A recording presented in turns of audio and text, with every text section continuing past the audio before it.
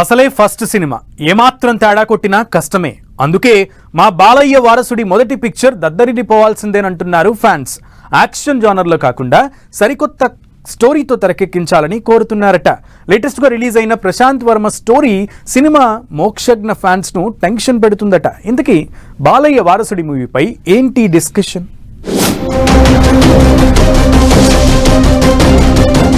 నందమూరి నటసింహం బాలకృష్ణ వారసుడు మోక్షజ్ఞ సినీ ఎంట్రీ కోసం ఆసక్తిగా ఎదురు చూస్తున్నారు ఫ్యాన్స్. హనుమాన్ దర్శకుడు ప్రశాంత్ వర్మ బాలయ్య వారసుడు మోక్షజ్ఞ కాంబినేషన్ లో త్వరలో మూవీ రాబోతోంది. ఆ సినిమా కోసం టాలీవుడ్ తో పాటు నందమూరి ఫ్యాన్స్ ఎంతో ఎక్సైట్మెంట్ తో ఎదురు చూస్తున్నారు. ఇప్పటికే మోక్షజ్ఞ బర్త్డే సందర్భంగా ఒక స్టైలిష్ లుక్ రిలీజ్ చేశారు. ఇప్పుడు మరో క్లోజ్ లుక్ తో ఉన్న ఫోటో రిలీజ్ చేసింది మూవీ యూనిట్.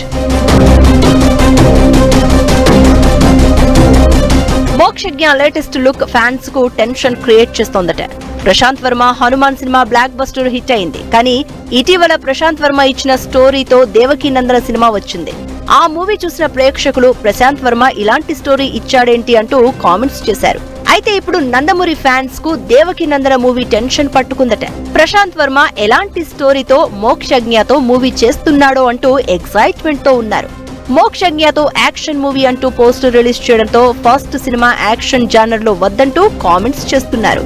హనుమాన్, దేవకీ నందన లాంటి స్టోరీలు కాకుండా కొత్త స్టోరీతో మోక్షజ్ఞను ఇంట్రడ్యూస్ చేయాలని కోరుతున్నారు. మరి ప్రశాంత్ వర్మ ఎలాంటి స్టోరీతో మోక్షజ్ఞను ఇంట్రడ్యూస్ చేయబోతున్నాడో చూడాలి.